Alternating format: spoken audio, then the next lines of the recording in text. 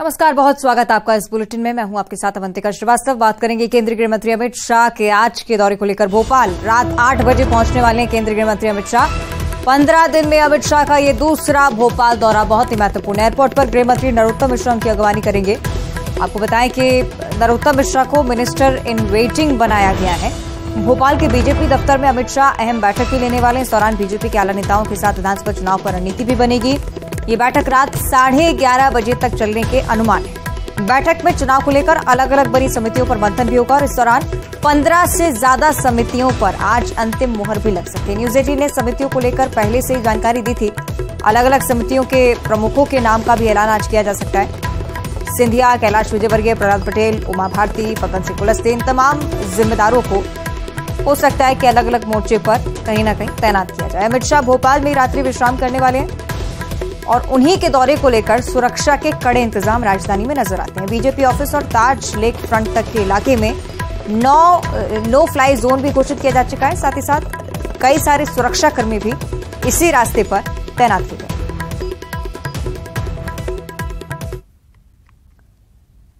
और केंद्रीय गृह मंत्री के दौरे को लेकर आपको बताएं कि नरोत्तम मिश्रा का भी एक बयान सामने आया है। उनकी तरफ से कहा गया है कि जिनके नेतृत्व में बीजेपी विश्व की सबसे बड़ी पार्टी बनी है, 370 हटाने वाले, सीएए, एनआरसी लाने वाले अमित शाह, लद्दाख आजाद करवाने वाले हमारे नेता आ रहे हैं। ये कहना है कि गृह मंत्री नरोत्तम मिश्रा का। कांग्रेस के सर्टिफिकेट की हमें जरूरत नहीं है। लोकसभा में विपक्ष के अविश्वास प्रस्ताव पर भी कहा है कि पहले वो आपस में विश्वास ले आए, फिर अविश्वास प्रस्ताव लाए। से सर्टिफिकेट दिलवाना क्यों चाहती है और उनसे लेना कौन चाहता है? वो एक ऐसा व्यक्तित्व है, आधुनिक समय के जो लौह पुरुष हैं, जिन्होंने भारत की राजनीति को एक दिशा और धारा बदली है। वो व्यक्ति आ रहे हैं जिनके नेतृत्व में भारतीय जनता पार्टी विश्व की सबसे बड़ी पार्टी बनी। वो व्यक्तित्व आ रहा है। वो व्यक्तित्व हम सबके बीच आ रहे हैं जिन्हें धारा 370 समाप्त कर दी, जिसके बारे में लोग कहते थे कि छुओगे तो आग लग जाएगी, 35 से समाप्त कर दी। वो व्यक्तित्व आज हमारे बीच। लद्दाख आज़ाद हो गया, वो व्यक्तित्व आ रहे हैं। ये ट्रिपल तलाक, ऐसी चीज़ें जो व्यक्ति आगे बढ़ के काम किया हो, वो व्यक्तित्व आ रहे हैं। पलक पावड़े बिछा के मध्य प्रदेश के लाखों लाख कार्यकर्ता उनका इंतजार कर रहे हैं। आगे बढ़ते हैं सिंगरौली से अगली बड़ी खबर, जहां संत रविदास मंदिर निर्माण यात्रा का आगाज हो चुका है। मुख्यमंत्री शिवराज सिंह चौहान ने आज हरी झंडी दिखाई। इस यात्रा को जनसभा को भी संबोधित किया है। सराय में तेंदुपत्ता संग्रहणकर्ताओं के कार्यक्रम में भी शामिल हुए। भारतीय संत शिरोमणि थे रविदास, ये बात उनकी तरफ से कही गई। भारतीय संस्कृति और जीवन मूल्यों को बढ़ाया है। साथ ही साथ मंदिर निर्माण को लेकर भी उनकी तरफ से एक बड़ा ऐलान हो चुका है।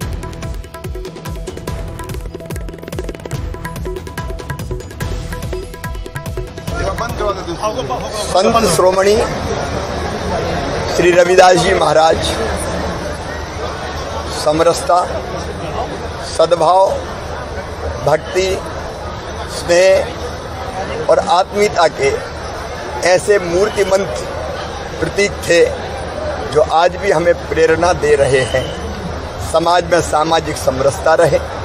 और संत रविदास जी कहते थे, ऐसा चाहूँ राज में जहाँ मिले सबही को अन्न, छोट बड़ सब सम बसे, रविदास रहें प्रसन्न। जिन्होंने ये कहा कि कोई जाति से ऊंचा और नीचा नहीं होता, कर्मों से होते हैं। ऐसे संत शिरोमणि के भव्य मंदिर और स्मारक के निर्माण का हमने फैसला किया था।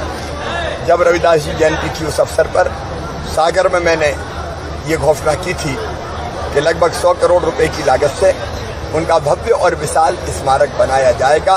और मुझे प्रसन्नता है कि हमने बजट में प्रावधान किया। लगभग 102 करोड़ रुपए की लागत से ये भव्य स्मारक बनेगा। स्मारक के निर्माण के लिए भूमि पूजन करने प्रधानमंत्री श्रीमान नरेंद्र मोदी जी स्वयं पधार रहे हैं। लेकिन समाज में समरसता के भाव को पैदा करने के लिए 5 यात्राएं पूरे प्रदेश से निकाली जा रही हैं, जो गांव-गांव जाएंगी। हर गांव से माटी और एक नदी का जल का कलश, वो कलश भी माटी के साथ भूमि पूजन के कार्यक्रम में पहुँचेगा। हर गांव की माटी, जैसे आज काशी से गंगा जल भी आया, और संत रविदास जी की चरण पादुकाएं भी आई। ये एक अद्भुत कार्यक्रम है सामाजिक समरसता के लिए, स्नेह के लिए, प्रेम के लिए, आत्मीयता के लिए, और यही भाव हमें और बेहतर काम करने की प्रेरणा देते हैं। भारतीय जनता पार्टी की सरकार चाहे केंद्र में श्रीमान नरेंद्र मोदी जी के नेतृत्व में चल रही हो या प्रदेश में हम चला रहे हों, उसका भाव मूल यही है, ऐसा चाहूँ राज में ना मिले ही सबन को, हम छोटे और बड़े सब स्नेह और प्रेम से रहे। इसलिए कई योजनाएं बनाई है। संत रविदास जी के चरणों में प्रणाम। आज सिंगरौली से यात्रा प्रारंभ हुई। पन्ना से अगली बड़ी खबर, जहां हीरा खदान एनएमडीसी के गार्ड की निर्मम हत्या कर दी गई है। पत्थर पर पटक कर उसकी मौत हो चुकी है, उसे मारा गया, हत्या की गई। शराब के नशे में एक व्यक्ति उत्पात मचा रहा था और शराबी को जैसे ही मना किया, विवाद की स्थिति शुरू हुई। घटना के बाद क्षेत्र में सनसनी फैली हुई है। पुलिस ने हालांकि आरोपी को गिरफ्तार कर लिया है। आगे की कार्रवाई में भी पुलिस लगातार जुटी हुई। पत्थर पटककर इस गार्ड को मौत की घाट उतारा है। शराब के नशे में एक युवक उत्पात मचा रहा था, उसे मना करने पर विवाद खड़ा हुआ।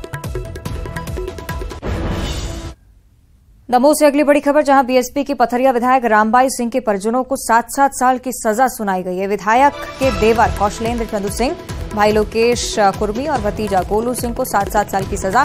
तत्कालीन कृषि उपज मंडी अध्यक्ष खरग राम पटेल पर हमले का ये पूरा मामला। अदालत ने 6-6 हजार का जुर्माना भी लगाया। 12 मार्च 2019 का ये पूरा मामला। कांग्रेस नेता देवेंद्र चौरसिया हत्याकांड में तीनों जेल में बंद हैं।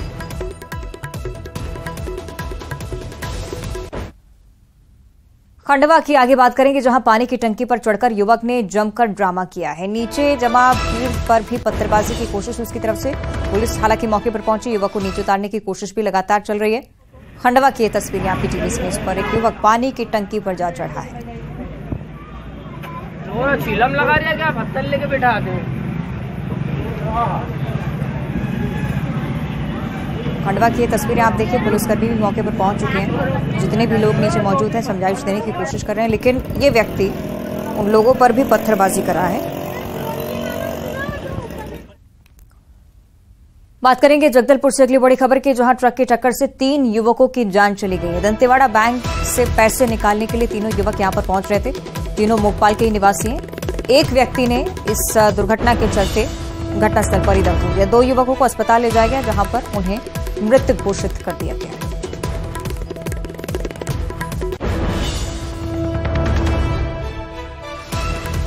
जगदलपुर की पूरी घटना, जहां पर 3 लोगों की जान जा चुकी है। ट्रक से टक्कर के चलते 3 युवकों ने इस हादसे के चलते दम तोड़ दिया।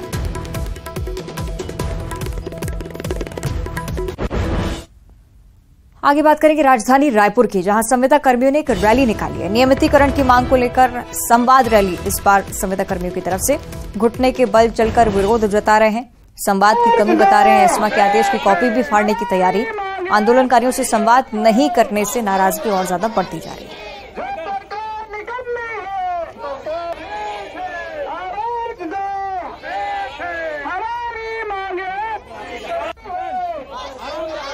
नियमितीकरण की मांग को लेकर के 3 जिलों से धरना प्रदर्शन कर रहे हैं और आप देख रहे हैं कि आंदोलनकारी घुटनों के बल चलकर प्रदर्शन कर रहे हैं। आज संवाद रैली आप लोगों ने निकाला है। संवाद रैली हम यही चाह रहे हैं कि पहले भी हमने सरकार से बहुत सारे संवाद स्थापित करने का कोशिश किया था, लेकिन सरकार के द्वारा किसी भी प्रकार से संवाद स्थापित नहीं। आज हमारे जो संविदा साथी है घुटने के बल पर बैठकर संवाद स्थापित करने के लिए मजबूर हो गए, लेकिन सरकार की तरफ से अभी तक किसी भी प्रकार से संवाद स्थापित नहीं है। अगर वो संवाद स्थापित करते हैं तो निश्चित तौर पर नियमितीकरण के संबंध में कोई रास्ता निकलेगा। और संविदा कर्मचारी यही चाह रहे हैं कि सरकार एक बार संवाद स्थापित करे। हमने आंदोलन के पहले भी संवाद स्थापित करने का कोशिश किया, लेकिन इस संवादहीनता के कारण ही आज हम आंदोलन पर मजबूर है और हमारी बहनें घुटने के बल चलने पर मजबूर है। सरकार संवाद जारी करे जिससे बीच काल निकले और नियमितीकरण का रास्ता एक जरूर खुले। आप लोग नियमित नहीं है, फिर भी एस्मा लगा है।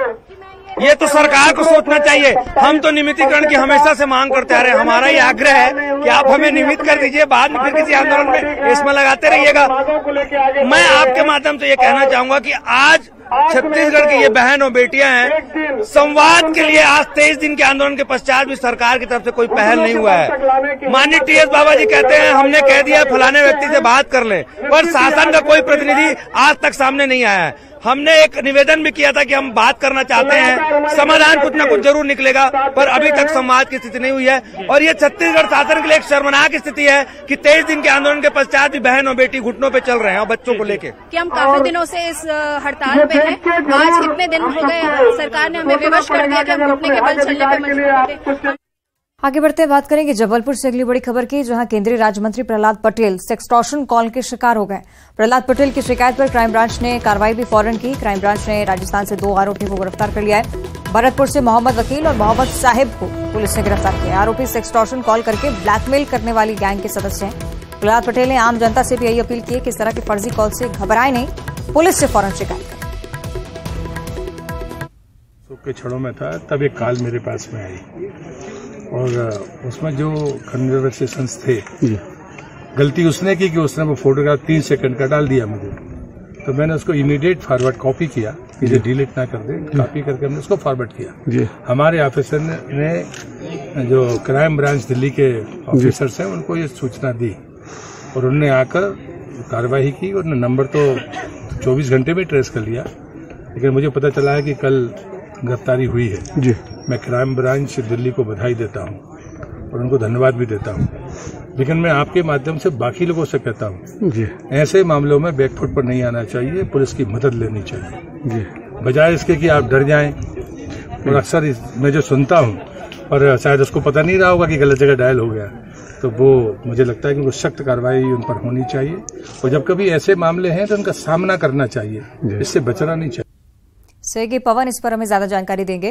पवन, इस तरह के मामले लगातार बढ़ते हुए, लेकिन इस मामले को लेकर यह देखा जा रहा है कि फौरन कार्रवाई क्राइम ब्रांच ने की है। जी बिल्कुल अवंतिका, ये एक बेहद गंभीर मामला है क्योंकि इसमें केंद्रीय राज्य मंत्री को ही टारगेट किया गया था और जिस तरह से पुलिस ने तत्काल एक्शन लेते हुए मोहम्मद वकील और मोहम्मद साहिब नाम के 2 आरोपियों को गिरफ्तार किया है, जो कि एक गैंग के सदस्य बताए जा रहे हैं, जो इसी तरह से सेक्सटॉर्शन कॉल करके लोगों को ब्लैकमेल करते हैं। तो कहीं ना कहीं एक बड़ा मामला है, लेकिन इसमें एक पॉजिटिव बात अगर देखी जाए कि त्वरित एक्शन हुआ है। लेकिन दूसरी अगर इसमें एक बात और देखी जाती है कि आम लोग जो होते हैं, शहर के आम नागरिक या किसी भी राज्य के किसी भी व्यक्ति द्वारा शिकायत की जाती है तो इतना क्विक एक्शन देखने को नहीं मिलता है, क्योंकि ये बड़े प्रोफाइल से जुड़े हुए हैं। प्रहलाद पटेल केंद्रीय राज्य मंत्री हैं। इस मामले में जो कार्रवाई हुई है उसकी सराहना हो रही है, साथ ही ये उम्मीद की जा रही है कि इसी तरह भविष्य में भी अगर कोई ऐसे मामले आते हैं तो उसमें भी पुलिस इसी तरह से तत्काल एक्शन लेगी। ठीक है, बहुत शुक्रिया आपका पवन जानकारी के लिए। सीधे अब आपको रायपुर लिए चलते हैं। एनएसयूआई का कार्यक्रम लगातार चल रहा है। सीएम भूपेश बघेल वहां पर संबोधित करते हुए, आबादी 35 साल से कम उम्र की, लेकिन 65% आबादी 35 साल से कम है। तो देश में राजनीति किनके लिए होनी चाहिए? युवाओं के लिए होनी चाहिए। और यही बात समझ के राजी जी ने क्या किया था, 21 साल से वोट डालने का अधिकार को 18 साल किया। बड़े दूरदर्शी नेता थे हमारे राजी जी, 21 साल से घटा के उन्होंने 18 साल कर लिया। लेकिन क्या उस हिसाब से हम लोगों में जो 18 साल से 21 साल के नौजवान लड़के लड़कियां उसमें राजनीतिक समझ आई? थोड़ी कमी रह गई। हम लोग मां क्या करते हैं, हमारा कॉलेज अच्छा होना चाहिए, हमारी लाइब्रेरी बहुत सुंदर होनी चाहिए, आवागमन की सुविधा होनी चाहिए, क्लास में टीचर बराबर हो, कोचिंग की व्यवस्था हो जाए, यही चाहते हैं ना। अब जब राजनीतिक बात करो तो वो हमको राजनीति से लेना देना है। हमको तो लाइब्रेरी अच्छी मिलनी चाहिए, कॉलेज अच्छा होना चाहिए, हमारे घर के आसपास कॉलेज होना चाहिए, यही सोचते हैं। लेकिन दोस्तों, अच्छी कॉलेज, अच्छी लाइब्रेरी होने के लिए भी अच्छी सरकार होनी चाहिए।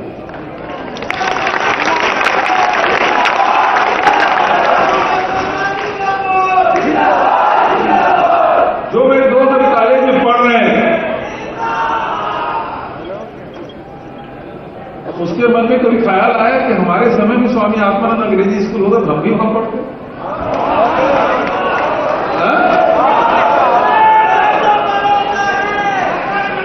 जब मैं शहीद स्मारक स्कूल को उद्घाटन करने गया था तो वहां के विधायक कुलदीप जुनेजा जी हुए। जैसे ये क्षेत्र भाई विकास उपाध्याय का है, तो शहीद स्मारक स्कूल हमारे कुलदीप जुनेजा जी का है। वो संयोग से उसी स्कूल में पढ़े थे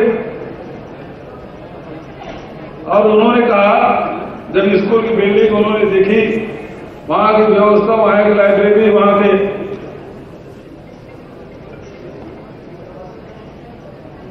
फिजिक्स के, केमिस्ट्री के लैब उन्होंने देखा, तो उन्होंने कहा, जब मैं पढ़ रहा था तो आप मुख्यमंत्री क्यों नहीं बने?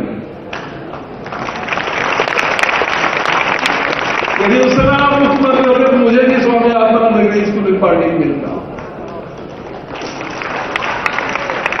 इसके बताने का मतलब यह है, जब सरकार अच्छी होगी, व्यवस्थाएं भी अच्छी होगी, सुविधाएं भी अच्छी होगी और बच्चों को आगे बढ़ने का अवसर मिलेगा। तो आप ये मत कहिए कि हमको राजनीति से क्या लेना देना।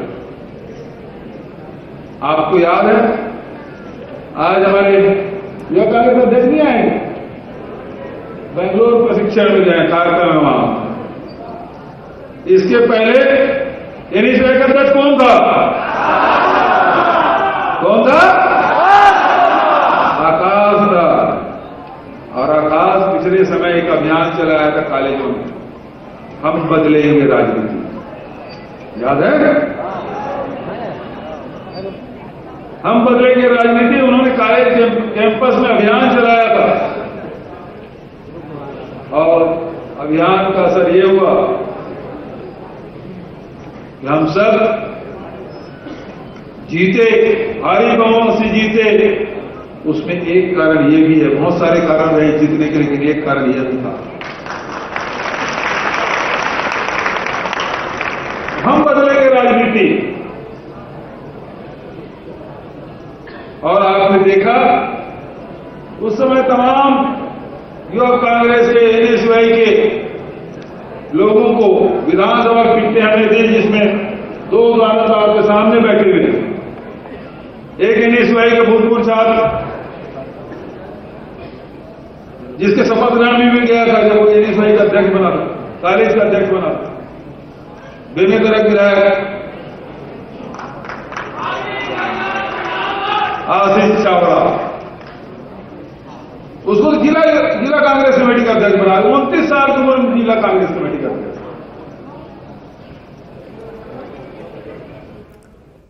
और इसी के साथ बुलेटिन में इतना ही। नमस्कार।